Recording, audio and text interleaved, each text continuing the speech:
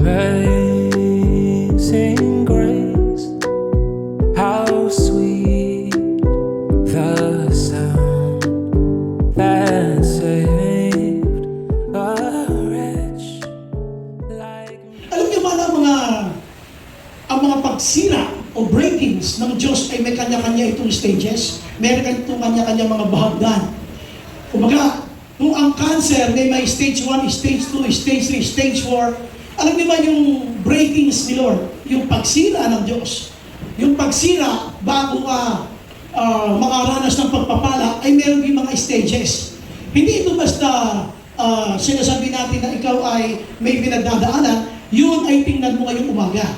Nasa ang stage yung breakings ko ngayon? Ulitin ko ha, tanong mo sa sarili mo, nasa ang stage yung aking breakings? Ito ba stage 1, stage 2, stage 3?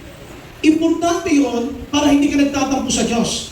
Importante malaman mo kung nasa ang stage yung breakings mo galing kay Lord para ikaw ay instead na magtampo, ma-appreciate mo yung kanyang ginagawa.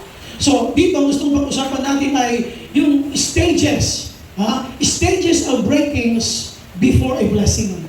Ito yung importante makita ng mga Kristiyano. Hindi basta sasabihin mo lang na ako may pinagdadaanan, ako ganito, ako ganyan. Let's see, because breakings have stages. And you have to identify what stage you are in today. Nasaan na ba akong bahagi ng pagsira? Tandaan nyo breakings, pagsira, blessing, pagpapala. So ano yung mga stages ng pagsira bago ang pagpapala? Kaya pag tinanong mo, akala mo ang buhay ng Kristiyano ay pare-pareho ang problema, magkakaiba tayo. Iba-iba kasi tayo ng stages na pinagdadaanan. Kaya nga dito, ang tanong ay, what stage in terms of breaking you are in today? Nasaan ka na ngayon? Kaya if you have your Bible, samahan niyo ako sa book of Jeremiah, the 18th chapter. We will be reading from verse 1 up to verse 12. So I will be reading from the NIV. If you have your Bibles, samahan niyo ako sa aklat ng Jeremias, chapter 18, verses 1 to 12. Basahin po natin. Okay? This is the word that came to Jeremiah from the Lord. Go down to the potter's house, and there I will give you my message. So ito ang sinabi ng Panginoon sa magitan ni Propeta Jeremias. Kinausap siya ng Panginoon na pumunta ka doon sa magpapalayo. Go down to the potter's house, and there I will give you my message. So I went down to the potter's house, and I saw him working at the wheel. But the pot he was shaping from the clay was marked in his hands, so the potter formed it into another pot, shaping it as seemed best to him. Then the word of the Lord came to me. He said, can I not do with you, Israel, as this potter does, declares the Lord. Like clay in the hand of the potter, so are you in my hand, Israel. If at any time I announce that a nation or kingdom is to be uprooted, torn down, and destroyed, and if that nation I warn repents of its evil, then I will relent and not inflict on it the disaster I had planned. And if at another time they announce that a nation or kingdom is to be built up and planted, and if it does evil in my sight and does not obey me, then I will reconsider the good I had intended to do for it. Now therefore, say to the people of Judah and those living in Jerusalem, this is what the Lord says. Look, I am preparing a disaster for you and devising a plan against you. So turn from your evil ways, each one of you, and reform your ways and your actions. But they will reply, it's no use. We will continue with our own plans. We will all follow the stubbornness of our evil hearts. So dito makikita ninyo na pagkatapos ng Panginoon ay nangusap kay Jeremias at nagbigay siya ng mensahe sa pamamagitan ng magpapalayo, iyon ay paghahalimbawa ng luwad sa kamay ng isang magpapalayo katulad ng Israel sa kamay ng ating Panginoon Diyos. Ngayon, sabi dito ng Bible ay mayroon siyang mga ginawang paghahalintulad. Kung halimbawa, sabi ng Bible, ay nangako ako na pagpapalain kita, pero ang ginawa mo ay mga bagay na hindi ko gusto, hindi ka sumunod sa akin. Sabi, pag-iisipan ko ulit ang plano ko sa iyo na pagpalain ka. At kung ako naman ay dahil sa kasamaan mo, katigasan ng ulo mo, ikaw ay dapat parusahan, pero nagsisi ka, nagbago ka. Hindi ko na itutuloy ang parusa na dapat para sa iyo. Kaya sabihin mo sa buong Jerusalem, sabihin mo sa mga Israelita at sa buong Jerusalem na ako ay nagpaplano ng hindi maganda para sa kanila. Take note of the word. So verse 11, tingnan po natin. Pakiatras lang please. Sabi nito ng Bible, "Now therefore say to the people of Judah and those living in Jerusalem, this is what the Lord says." Look, sabi niya, tingnan niyo mabuti. "I am preparing a disaster for you." Huwag kang magtaka. Bakit ang dami mong disaster?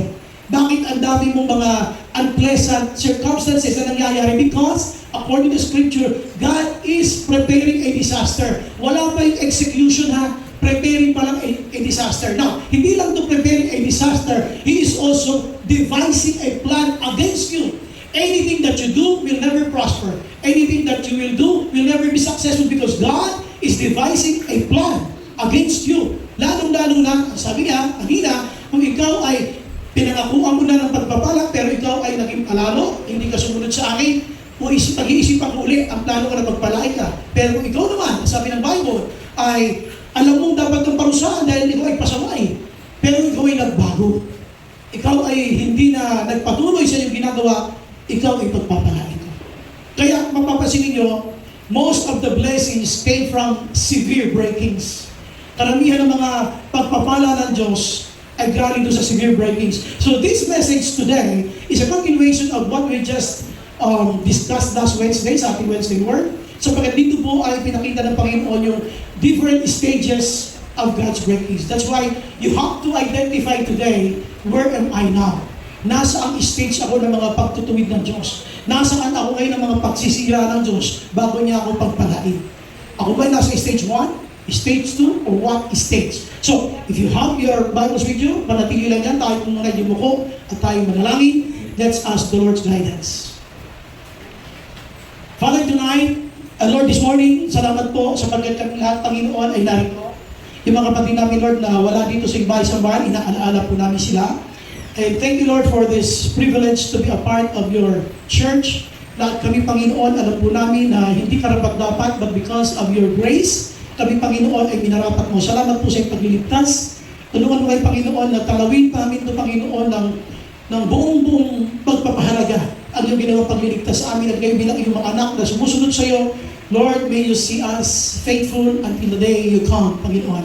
Ngayon po sa aming pag-aaral, mag-usap po kayo. Ang puso namin ay buksan niyo at kausapin ng iyong mga salita. Lord, we ask for your Holy Spirit, Lord, to be with us. Samahan niyo po kami, Panginoon. Mag-usap po kayo, Lord God. Penetrate to every fiber of our lives, Panginoon. Bawat himay-may ng aming katawan, Panginoon, pasukin ng iyong salita. At ang iyong pagkilos, Panginoon, sa mga ng Banal na Espiritu, Panginoon, ay pumasok sa isip namin na lumikha ng pagbabago. Kausapin ang aming mga puso, Panginoon. Hipuin mo ito, O Diyos, upang kami, Panginoon, ay mag-desire ng mga bagay na nakalulugod sa iyo. Marami pong salamat, Ama. This all we pray in Jesus' name. Amen. Amen. Palakpakan po natin ang ating Panginoon. Amen. So, stages of breakings before a blessing. Ito yung, ulitin ulit, ito yung mga hagdanan. Para siyang stairs, no? Para siyang bahagdan. Pinag-uusapan natin dito ay, anong stage ang breakings mo ngayon? So, isipin mo ngayon, ang sa akin ay napakagrabe. Talaga. Kumusta kay brother at kay sister? Grabe din ba? So, dito, makikita natin ang first stage of breakings. Punta tayo sa ating first main point. So, dito makikita ninyo, so I went down to the potter's house, ang sabi ni Jeremiah, kasi sabi ni Lord kay Jeremiah, kay Jeremias, pumunta ka sa potter's house, doon sa magpapalayo, at may mensahe ako na ibibigay sa iyo. Kaya ang ginawa niya, so I went down to the potter's house. Dumating na siya doon. Pagdating niya rito, I saw him working at the wheel. Ito yan, ito po kasi ay nakapatong dito sa malaking bilog na yan, at yun po yung umiikot, at ito yung kanyang ginagawa. Now, but the pot he was shaping from the clay, pero yung pot na kanyang ginagawa, sabi ng Bible, ang sabi nito, it was marred in his hand. Ibig sabihin, hindi maganda. Sinabi kasi marred, meaning disfigure. Hindi tama yung itsura. Baka tagilid, baka yung pinakalabi niya, hindi pantay. So, ginawa niya rito, ito ay kanya ulit minasa. So, the potter formed it into another pot. Kumbaga, gumawa siya ulit ng panibagong pagmamasa upang ito ay mabuo, magawa, ayon sa nais niya na mas maganda. Ano yung ginawa niyang pot? Ano yung kanyang binago? Ito sabi ng Bible, shaping it as seemed best to him. Ibig sabihin, yung naunang ginawa niya, hindi ito best sa tingin niya. Kaya ang ginawa niya, minasa niya ito ulit, pinalo niya uli doon sa basahan, minasa uli at finorm ito ayon doon sa gusto niyang best, seem best to him. Now, ito po ay Israel. This analogy, ibig sabihin yung paghahalin tulad ng tinatawag natin na magpapalayo at saka yung nuwag, ay katulad ng Panginoon at ang Israel. Ito po yung pinaghalimbawa lang niya. Ito yung analogy niya. Ngayon ang tanong natin, bakit niya ito inihalimbawa sa clay? Bakit niya ito inihalimbawa sa clay? Samantalang pwede naman sigurong ibang gamitin niya. Bakit clay pa? Why? Because ang tanong po ito ano yung kanyang ipinalit? Nung nakita niya hindi maganda yung una niyang gawa, ang sabi ng Bible, He formed another pot, shaping it as seemed best to Him. So ibig sabihin, just from the potter's view, magmula doon sa paningin pa lamang ng magpapalayo, ang gusto ng magpapalayo kung ano yung best na gawa niya. So in other words, ang plano ng Diyos para sa Israel ay best para sa Israel. Ganon din naman sa bawat isa sa atin. So ang plano ng Diyos para sa atin ay best. Therefore, kung hindi best ang nakikita ng Diyos sa iyo, aayusin ka niya. The Lord will form you again into another path. Therefore, number one, kaya may breakings because of correction. That is the stage one, may correction. Kinurek niya. Hindi niya nagustuhan yung una niyang gawa. It was marked, it is disfigured. Hindi maganda, marahil may bato na nasama, kailangan itong maalis, marahil hindi tama yung pinakaliig niya, hindi pantay yung ilalim. So, marked in his hands. So, ang ginawa niya, he formed another part, sabi nito ng Bible, shaping it as seemed best to him. So, ikinorek niya yung unang pagkagawa niya at bumuo siya ng mas maganda sa tingin niyang best. God desires best for you. Kaya may correction. Yun ang stage 1. Na ang tawag mo breakings kasi masakit. Whenever God correct us, it is because God wants best for us. Kaya lang pag may breaking, we feel hurt, nasasaktan tayo, we have the inconveniences pag tayo ay kinukorek ng Diyos, and we feel discomfort. May mga discomfort every time may correction si Lord. But here, you can see, just like the clay in the hands of the potter, sabi ng Bible, you, Israel, are also like this clay in my hands. Kaya isipin niyo mabuti, are you being the better person today? Mula nung makilala mo si Lord, kumusta ka? Ikaw ba mas sumama? Mapapansin mo, mas mabait ka. Tanong yung katabi mo, di ba mas mabait ako ngayon?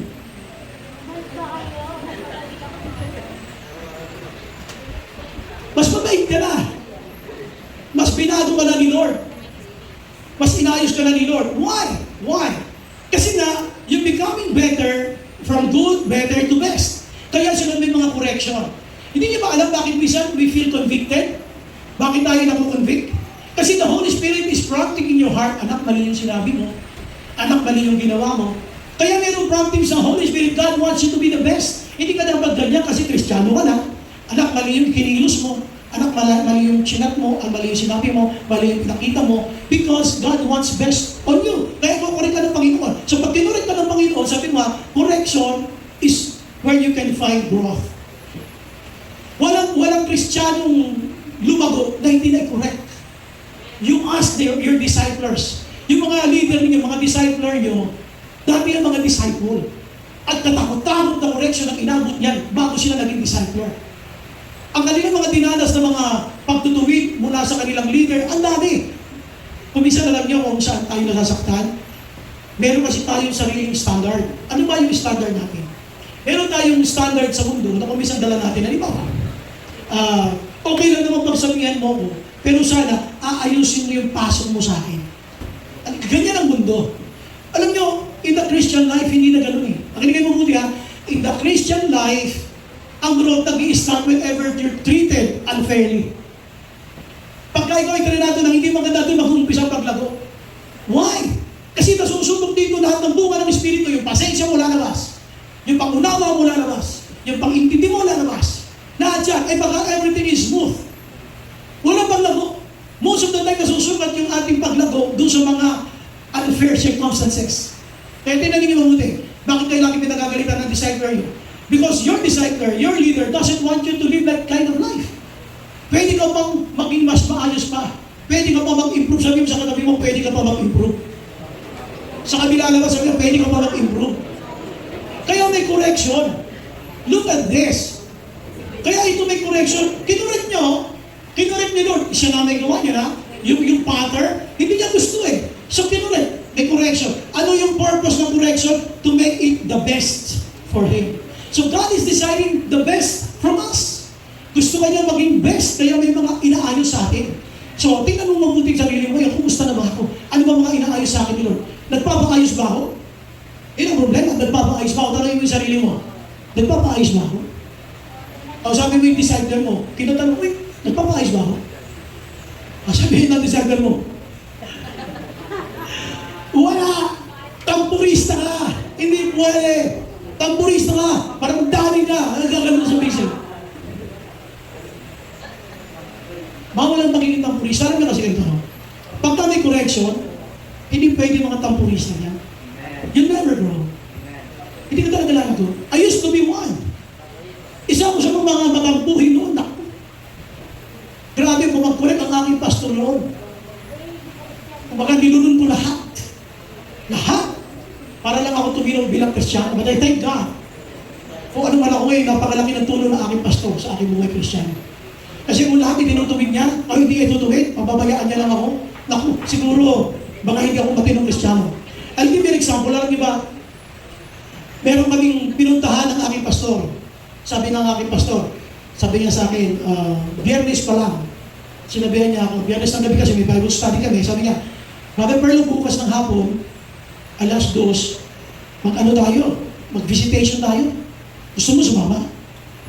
Ay, oo, pastor, sama ako. Sabi niya, unahin natin dito sa ganitong lugar. So, pinuntahan namin, doon kami nagkita. Kaya alam, pagdating namin doon, nandoon yung kaibigan ko, nakaedad ko. Kaya yung mga plano namin, mga pupuntahan, parang wala na akong gana. Kasi nakita ko yung kaibigan ko eh. So, nung magkatapos yung visitation na yun sa pamilya na yan, nagpaiwan ako. Sabi ko doon sa pastor, hindi na ako kasama. Sabi niya, bakit? Sana kasi nandito siya na, mag-usap muna kami. Gusto ko muna magkwentuhan. So, siya nagpatuloy. So habang kami nagkumentuhan, para ako kinukonvict ni Lord. Ano ba? Di ba sasamahan mo yung pastor mo para mag-visitation? Bakit nagpaiwan ka? So ginawa ko po, nakiram ako ng bike doon sa kaibigan ko na yan, at sinundan ko siya doon sa isang baryo na kung saan ay nag-visitation siya. Pagdating ko doon, yun na nga, dadalaw na siya, pinag-usap mga papiran, ini-encourage sa sumamba kinabukasan, araw ng linggo, at pinuntahan ko siya. Sabi ko, Pastor, pasensya na ha. Kasi, ipaiwan ako eh. Gusto ko kasi kumusap si brother. Alam mo, sabihin sa akin, makinig kayo ha. Pumunta na ako doon para suportahan siya. Pero alam mo, sabihin sa akin, alam Brother Perlo, pag maglilingkod ka kayo, huwag kang arte-arte. Usapan natin, mag-visitation tayo, tapos bigla ka nagpaiwan. Pag magsaserve ka kayo, huwag kang arte-arte. Diyos ko. Kasi nga, nabihan ka ng ganun. Bakit ka nang matin? Baka mag-backslide ka na. Wala. Nasanay ako sa ganung mga correction ng aking pastor. Kaya naman, kahit pa paano, naging sharp. Ngayon, kung puro mabebe tayo, ano mangyayari sa atin kung puro tayo mabebe? Na kunting salina na, magtatanong, hindi natin, maglalaylo. Idadamay pa yung tayo siya sa coffee, hindi niya bibigay kayo. Ano na mangyayari sa atin? Mga kapatid, first stage ng breaking ni Lord is correction. Ang correction ni Lord, ang correction ni Lord, it could be in a form of attitude with your fellow Christians. Kumisa ang fellow Christians kasi ano eh, sabi ko nga, parang ministry yan eh. Sabi ko, ang ministry wala problema, ang magkakaproblema yung kasama mo sa ministry. Madalas, kayo, ang hindi magkaintindihan. So dito gusto ko isipin nyo na, nasaan kaya ako? Ako ba ay nasa stage of refusal of correction? When you refuse correction, you will never grow. Pag ni-refuse mo yan, tinanggihan mo yan, when you refuse correction, forget growth, forget progress in your Christian life. Huwag mo nang isipin uunlad pa ang iyong Christian life kapag ayaw mo magpa-correct. Forget it. Tapos ang gusto mo lang marinig ay mga bagay na gusto mo, kaya ang gagawin mo, punta ka sa mga churches na iba-ibang church para marinig mo yung gusto mo marinig. Kasi pagka sa church natin, ay ayoko niyan, alam ko na sasabihin niyan. We hate corrections. Kaya to counter this, ang gagawin mo, ayoko na masinsenyo. Pupunta ako sa church na gusto ko yung pandinig, sa pandinig ko, yung aking marinig. That's what we do. So ulitin ko lang ulit, this is the first stage. Correction. How are you today? Did someone correct you? Meron ba nag-correct sa'yo? How did you react? Ikaw ba ay humble enough to accept the correction? And say na, thank you so much for correcting me. This will be a great help for my spiritual life. Wala. Ang sabi ng correction, tingin natin, we take it personally and we hate it. Ang ayaw natin nun. Pero we want to grow. You can never grow apart from correction. Tingnan niyo mga magulang ninyo. Paano kung mga magulang niyo pinabayaan kayo lumaki sa the way na gusto niyong mabuhay? Hindi sana hindi ka mabait ngayon. Sana hindi ka matinong tao ngayon. Be thankful for your parents because they corrected you when you were young. Eh di sana kasama ka sa mga nag-aadik-adik na yan. Kasama ka doon sa mga nagnanakaw ng mga kabataan na yan. Pero bakit hindi ka kasama doon? Kasi na-pinorect ka ng mga magulang mo. Gusto niyo palakpakan si Lord sa mga magulang mo? Sometimes we hate it. Ayaw natin ng correction, pero hindi mo alam, correction will lead to life. Dadaling nga nito sa magandang buhay. Ganon din yung, pansin yung mga magulang ninyo. Karamihan ng mga bata na makita nyo sa Boys Town, ito yung mga bata na talagang hindi alagaan at ayaw magpaalaga. Ayaw ng correction, kaya ang gagawin, aalis na lang sila sa kanilang bahay, mag-stowaway, magbubuhay sa kalsada because they hate correction. They want a life pleasing to them. They only care about themselves. Wala silang pakialam. Doon sa mga tao nagmamahal sa kanila, ikinutuwid sila kasi mahal sila.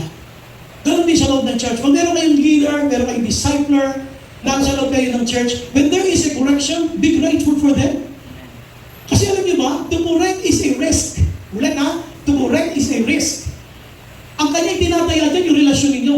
But because your leader, that person knows you needed this, itataya niya ang yung relasyon kahit magkagalit kayo, kahit magkatampuhan kayo. That is for the betterment of your Christian life. Palapakan natin ating Panginoon. So ito po yung tinatawag natin na stage 1. Now let's go to stage 2. Dito, sabi dito ng Bible, and if another time, pag dumating yung isang pagkakataon na in-announce ko, sabi niya, that a nation or kingdom is to be built up and planted, sabi niya kapag ipinahayag ko na minsan ang isang kaharian, sabi niya, o isang bansa ay bubuin ko, sabi niya, and if it does evil in my sight, parang Kristiyano, alam na pangako ng Lord na siya i-bless, you will be built up, you will be progress, you will be successful. Pero sabi ng Bible, and if it does evil in my sight, pero nagpakalalo, naging ma-pride, tapos ginawa yung mga kasalanan, does not obey me, hindi sumunod sa mga utos ko, then, ano lang niya? I will reconsider the good I have intended to do for it. Muli kong pag-iisipan, ang maganda kong mga pangako na buuin siya at pagpalain. Kaya, sabi ko nung nakaraang Wednesday, some blessings were blocked. Nabablock ang mga blessing because of our own faults. Kaya nabablock ang mga pagpapala dahil sarili natin magkakamali. At dito kung titignan niyo mabuti, at sinasabi nito sa atin ng Bible ay, muling pag-iisipan ni Lord ang pangako niyang maganda para sa iyo. Kapag sa kabila ng nalaman mo ng kanyang salita, ginawa mo pa rin yung mali. That is intentional. Ginawa mo yung kasalanan. So ano yung stage 2? Ano yung stage 1 natin? Stage 1 is correction. Ngayon tanong, bakit ang Panginoon ay muling pag-iisipan yung maganda niyang pangako sa iyo kapag ikaw ay nag-disobey? You did not obey me. Bakit? Kasi nga, meron tayong connection. Ito yung number 2. This is the stage 2. May connection ang Israel kay Yahweh. May connection ang Israel sa Diyos. May connection ang clay sa potter. The clay itself cannot form a clay. Without the potter, the clay is useless. Hindi mabubuo ang isang palayo kung wala yung magpapalayo. Ganun ka din naman, hindi ka maididisenyo ng maayos kung wala ang Diyos sa buhay mo. Ngayon, sa kabila na may pangako siya, I will bless you. Pagpapalain kita, ang dami natin alam ng mga verses na nagsasabing tayo ay mahal ng Diyos, tayo ay pinagpapapalain ng Panginoon. Ang dami natin alam, but the point is, we still do the evil things. We still do what is not biblical. We still do what is not pleasing to God. Kaya ano sabi nga, pag-isipan ko, I will reconsider. Sabi mo, graduate ka na pala. Graduate ka na pala sa fortune na eh. Tapos sabi ng registrar, ay di pag-iisip ako kung makakagraduate ka na. Wow! Ang tindi mo. Hirap na hirap ako dyan. Sumunod sa tatay ko. Mag-isip ako, sabi ng register, magkakagrabe ka. Ganon. Ang hirap kaya nung, alam niyo ba, listen, ang daming blessing na ang term ng mundo ay nakaungaon. Alam niyo nakaungaon? Yung bang biting ka, para yan eh, pero baka hindi matuloy-tuloy eh. Why? Because of your own faults. There was a Christian, nagpe-pray siya isang madaling araw, isang Kristiyano. Habang siya nagpe-pray, ayon sa kanyang testimony, nagkaroon siya ng vision. Ang vision niya, nakarating siya sa langit. At pagdating niya sa langit, ayon sa kanyang vision, ay may nakita siyang mga regalo. Ang daming mga regalo. Tapos, sabi niya kay Jesus, Lord, ba't ang daming mga regalo dito? Sabi niya. Oo, sabi niya. Yan yung mga prayer request ng mga anak ko sa baba na hindi pinagpatuloy. Uy! Yan ika yung mga answer ko sa mga prayers ng mga anak ko sa baba na hindi pinagpatuloy. Ngayon, may nakita siyang isang gift, ang laki. Nakakita na kayo ng hamba ng pinto, parang ganyan pinto. Hamba ng pinto. Sabihin yung pinto mo siya. Halimbawa, ito yung hamba ng pinto, yung nilalagyan ng pintuan. May nakapato dyan na malaking regalo. Kaya lang, nakaungaong yung gumagalaw-galaw, mahuhulog ba o hindi? Mahulog ba o hindi? Sabi niya, Lord, bakit meron ganyang regalo? Kasi sabi niya, yan yung mga prayer request ng mga anak ko na naging ma-pride. Pinag-iisipan ko ba kung itutuloy ko bigay o hindi? Sabi mo sa katabi, ikaw ba yun? Sabi mo, prayer request mo ba yun? Nakaungaong. Sabi, hindi matuloy-tuloy eh. Kasi, still sabi ng Bible, I will reconsider. Nag-isip uli. Kasi nung walang-wala ka pa, alam mo yung buhay ng walang-wala. Di-pray ka sa Panginoon, napagpalain ka na. Nagbago ugali mo, hindi ka na sumusunod kayo kasi meron ka na eh. Sabi ni Lord, I will reconsider. Yung mga binigay sa iyong pagpapala, para wala na siyang balak ituloy, gaganong-ganon na lang. Konting tulang na lang, hulog na pupunta sa iyo eh. Pero ano nangyari? I will reconsider. Kasi pasaway ka. Tanagin mo siya. Sabi mo, pasaway ka ba? Sabi mo, sayang yung gift. Sayang yung gift na kaunang eh. I will reconsider. Bakit niya i-reconsider? Ito nga kasi nga, you're doing evil in my sight and you're not obeying me. So, when you do evil and not obeying me, yung pangako ko na ikaw ay magpapalain at buuin, I will reconsider it. Kaya, may mga blessing na bitin. Kaya may mga blessing na hindi matuloy-tuloy. Unti na lang, isa na lang mapipir, ba't di matuloy-tuloy itong aking kontrata? Isa na lang nakapasya, ba't di tumating? Ang daming ganun. Isang dahilan, alam niyo, sabi ni Lord, we're doing evil in His sight and we're not obeying. Sabi mo sa katabi mo, sumunod ka na kasi.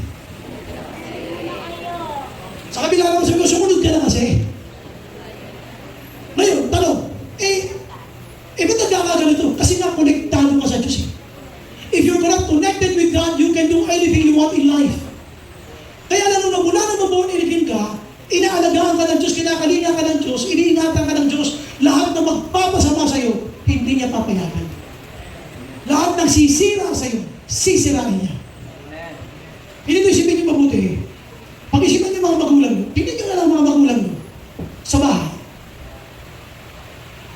Yung kapitbahay niyan, pwede lang yung paalalahanan, pero hindi pwedeng pagalitan ng nanay mo, ng tatay mo, yung anak ng kapitbahay, kasi hindi naman siya konektado nun eh. Bakit? Anak ng kapitbahay, pagalitan, magalit mo sa yung tatay nun eh. O kaya yung nanay nun eh. Pero yung anak, katulad mo. Pero ang Israel, katulad nila. Konektado sila kay Yahweh. Kaya ang gusto ni Lord, ayusin sila. Ayos niya silang maging palalo habang sila'y pinagpapala. Ganun ka rin. Kaya mayroong mga correction because of your connection with God. And those who are connected with God will be corrected by God. The reason why you are being corrected, because you are connected with God. So dito, gusto ko maintindihan ninyo na hindi papayagan ng Diyos kahit yung mga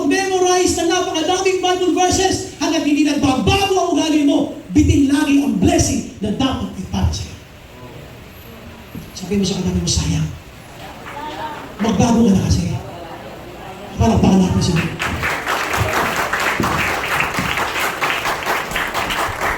Punta natin yung second slide, under connection. Dito gusto ko pakita sa inyo, verse 6 ha, sabi ng Bible, He said, "Can I not do with you, Israel, as this father does?" Hindi ko ba kayang gawin sa iyo, Israel, ang kayang gawin ng magpapalayo? Kung anong gusto niyang gawin, mahihuhugis niya, ayon sa plano niya. Hindi ko ba pwedeng gawin sa iyo yun? Alam niyo, sabi ng Bible, katulad ng clay na ito, ang Israel ay nasa kamay ng magpapalayo, ang Israel nasa kamay ng Panginoon. So, the Father can do anything what He wants. Pwede kanyang gawing iba't ibang itsura. Sa isang klase ng clay. Pero iba-iba. Merong maliit, may mas malaki. Iba-iba. Parang kaserola, meron lagyan ng tubig. Pero with one ingredient. O yan, isang klase ng material. Yung clay. Ano ibig sabihin? Kahit sa loob ng church, mapapansin nyo, parang ang isang clay, isang Kristiyano, lahat tayo, tinubos ni Lord, pero iba-iba yung paggamit sa akin ng Diyos. Iba-ibang magamitan. Serving the Father. Serving the owner. Saan isipin mo mabuti, bakit kaya si Lord gusto niya yung best para sa akin? Ayaw niya akong mabuhay ng panalo. Tandaan nyo, ano ang pwedeng gawin dapat ng clay? Listen, anong quality dapat ng clay para masunod yung disenyo na gusto niya? Anong quality dapat ng clay? Dapat ano? Dapat ano yung quality ng clay para masunod yung design? Malambot! Subukan nyo ang clay. Pag matigas, basag. Hindi ka madidesign dito. Kailangan ang Kristiyano malambot pagdating sa pagsunod sa Panginoon. Palakpakan natin siya. Dapat tayo malambot. Dapat sumusunod ka sa design. Hindi, ano nangyayari kasi, alam niyo sa buka Isaiah, pagbabasa niyo dyan sa buka Isaiah, sabi niya, masasabi ba na magpapalayo sa gumagawa nito sa kanya kung ano dapat niyang gawin? Hindi. Hindi pwede magreklamo o magpapalayo ang clay sa magpapalayo kung ano kanya ginagawa niya. Ganon din sa'yo. Dapat, the quality of this clay is yung kanyang humility. Dapat humble siya sa Lord. Lord, I submit to you. Ano ba lang gusto mong gawin sa akin? Kayo mapapansin niyo, meron tayong kanta yung Father's Heart. Ano ba? Father's Hand ba yun? Yeah. Use me, ano yan? Mold me, use me, fill me, ano ba yan? Why? Those are the qualities na dapat meron yung clay. Pansinin mo yung sitwasyon natin ngayon. Nasaan ka ng stage ng breaking? Tandaan mo ha, the reason why I'm correcting you, kaya hindi masunod-sunod yung plano mo, kasi you are in my hands. Gusto mo daw? No, dito ka. Nakakatangalan ka eh. Gusto mo dito? Hindi, dito ka. Kasi nga nasa kamay kita eh. Sabi mo sa kanila, nasa kamay ka ni Lord. Nasa kamay ka ni Lord. Kaya nga kahit anong gawin mo, hindi matutuloy yan. Hindi mangyayari yan. Kasi nga pasaway tayo. Ngayon, sa tingin niyo ba, papayagan ni Lord na magpatuloy ka sa buhay ng pasaway? Hindi. Make correction because you are connected with God. Ang Israel ang kanyang bayang pinili. Makikita natin kung gaano niya kamahal ang bawat sa atin. Ang reason kaya ko itong pinapakita, makinig kayo mabuti ha. Para ganito yan. Lahat ito, it can serve its purposes. Kumbaga, sila ay ginawang ganyan para ma-serve yung kanyang purpose. So, alimbawa, gusto mong ang design mo maging ganito. Sa plano ng Diyos, ang gusto niya, ganito ka. Huwag mo ipilit yan. Gusto mo worship leader, eh, hindi na. Ay, wala ko sinasabi ka. Sobrang kailangan tumigay kay Carl. So, sinasabi ko lang, marami tayong mga gusto, hindi na eh. Lahat tayo, nasa kamay ni Lord, kung ano yung purpose niya, kung ano yung tingin niyang best para sa'yo, kung ano yung gusto niya, yun ang masusunod dahil nasa kamay ka ng Diyos. Palakpakan natin si Lord. Kaya sabi ng Bible,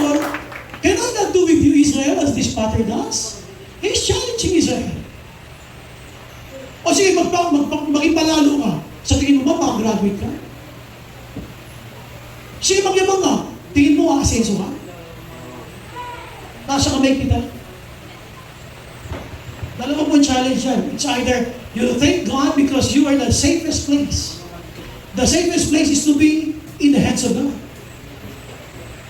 The safest place is to be in the presence of God. Pero dito, since ang context dito ay yung pagiging pasaway, Israel, hawak ang buhay mo. Hawak ko yung future mo. Hawak ko yung buhay ng mga anak mo. Hawak ko kayo. Kaya huwag kang magmamalaki. Kaya kita itinutuwid kasi mga anak ko kayo. Palapakan natin ang Panginoon. So bago yung blessing, may stages yung breakings. Ano yung stage 1? Stage 2? So punta tayo sa stage 3. Punta tayo yung slide there. Yan. Now therefore, nasa conclusive part siya ha. Now therefore, pagkatapos siya ikwento yung analogy ng clay, katulad ng Israel, sa Father, katulad ng Diyos, right after he mentioned yung analogy, yung paghalin tulad. Sabi ni Lord, now, therefore, say to the people of Judah and those living in Jerusalem, this is what the Lord says. Ito sabi ng Panginoon, sige, look, pagmasdan nyo, sabi niya, I am preparing, take note, this is in the present tense.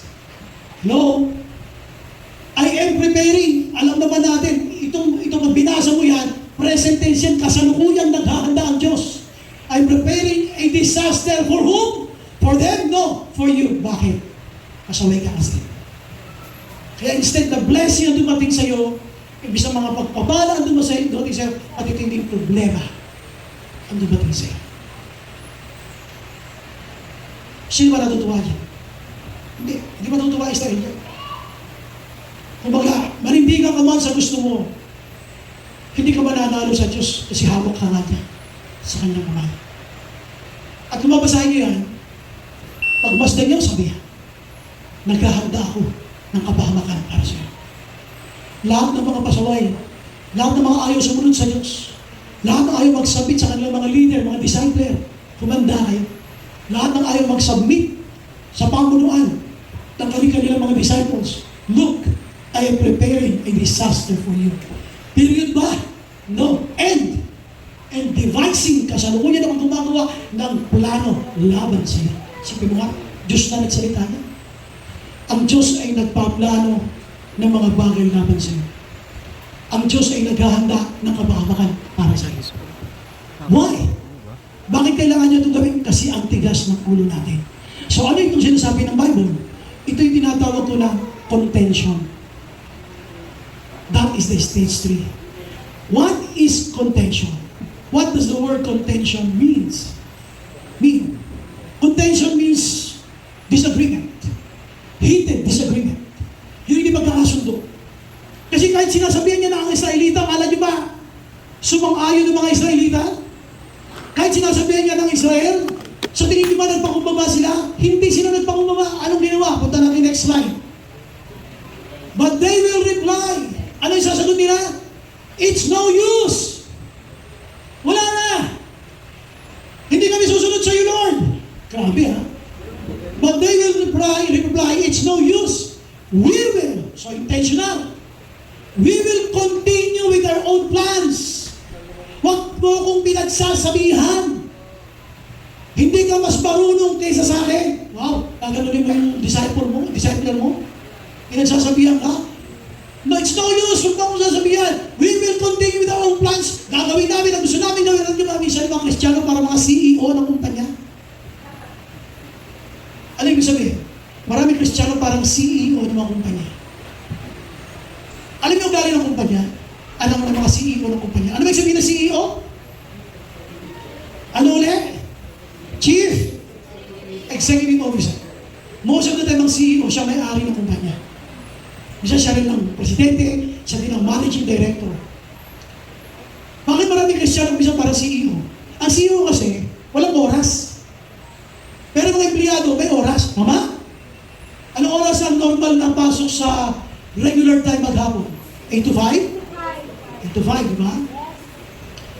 May mga mga Kristiyano, mga CEO. Ang CEO, pag dumating yan ng alas 10 o kaya alas 12, hindi mo masisita yan, CEO yan eh. Amen ba? Hindi pwede sabihin ng tao sa utility. Sasabihin CEO, oh, hindi mo alam. Wow, utility yun, magagalitin yung CEO.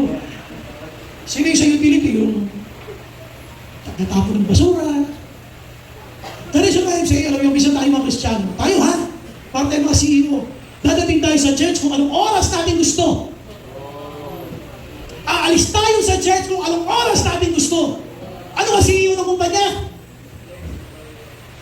Sabi mo sa kanila, mahiya ka naman. Pagka sa kumpanya, may oras na mamadali. Lalo na pag virtual. Kailangan ganitong oras, maka-online agad ako, makapasok agad ako. Eh pag sa church, wala kasi. Pag sabihan mo magtatampo, ayaw ng correction. Magtatampo, magagalit, mainis. Hindi kayo marunong umunawa. Lagi na lang. So dito ang sinasabi ko rin ng mga kapatid ay huwag tayo parang CEO. Dadating tayo sa oras na gusto na nila dito, ina-announce eh. Ang ating gawain, anong oras ng start? 9:30. Yung ibang alam nila 11. Alam nila 10. Alam nila 10:30. So huwag tayo parang CEO. Tapos hindi pa tapos ang gawain. Haalis agad. Parang CEO nga eh. Habang nag-meeting sa department, lalayasan niya. Bakit? Siya CEO eh. Isa sa church, ganun tayo, huwag naman ganun. Sabi mo sa katabi mo, huwag ganun. Igalang mo naman si Lord. Ginagalang mo yung boss mo sa kumpanya niyo eh. Si Lord, hindi mo ba igalang? Hindi mo man matapos yung gawain. Igalang mo si Lord. Pag umalis ng maaga, hindi pa ginagalang si Lord. Ganun natin, kanilang sinasabi. We call it rationalization. Kahit mali, paninindigan, pangangatwiran. So dito, sinasabi lang natin ay, huwag kayong aalis na hindi tapos ang gawain. Sabihin mo sa katabi mo, hindi ikaw yun. Ang mukha mo lang.